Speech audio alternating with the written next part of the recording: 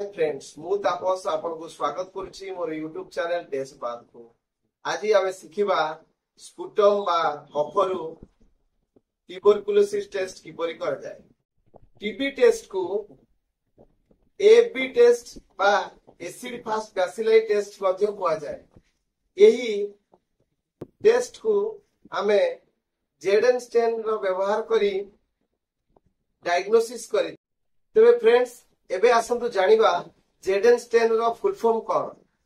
जिल Nelson stand यह को जेडन स्टेन कुआ जाय।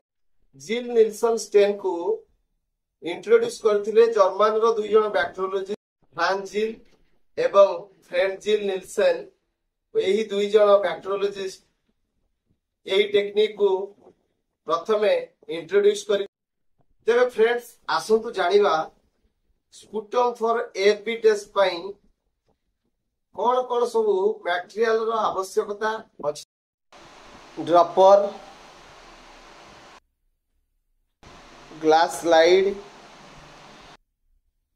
Sputum sample, methylene blue, carbofuchsin, 20% sulphuric acid. एबे सिखिबा जेडन स्टेन किपरि करा जाए।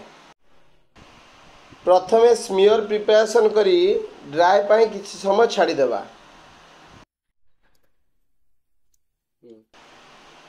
स्लाइड टी ड्राई हैला परे स्लाइड टी को कार्बोफुसिन स्टेन रे कवर करी नेबा।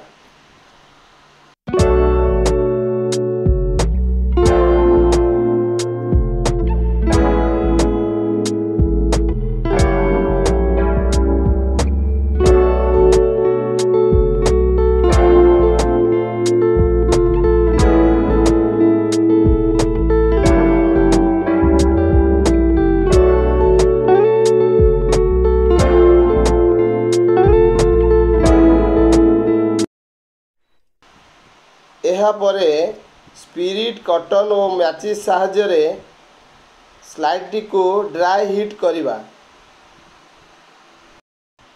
1 to 2 मिनिट्स हीट कला परे 10 मिनिट्स रिएक्शन पाई छाड़ी देबा।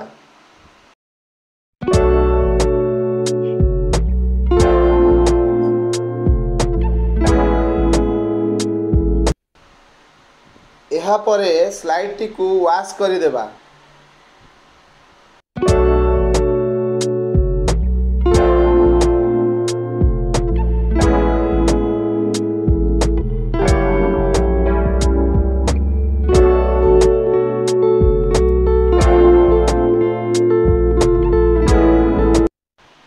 % सल्फ्यूरिक एसिड रे डीकलराइज हेबा पर्यंत वॉश करिबा।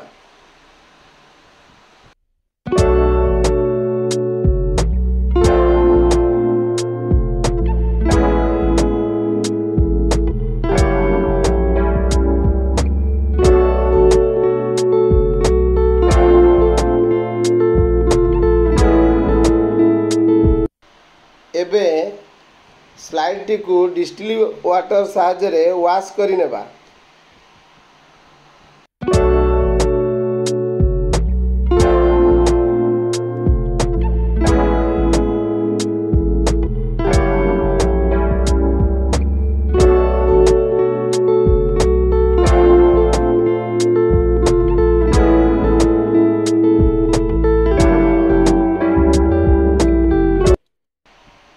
एहा परे 3 to 4 मिनिट्स पर्यंत मिथिलिन ब्लू काउंटर स्टेन देबा।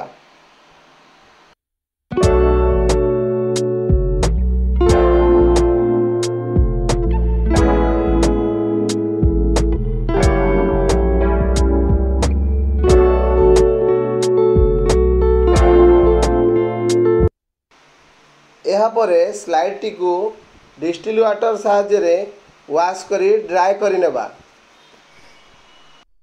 स्लाइड टी ड्राई हैला परे लाइट माइक्रोस्कोप द्वारा स्लाइड टी को एग्जामिन करी नेबा।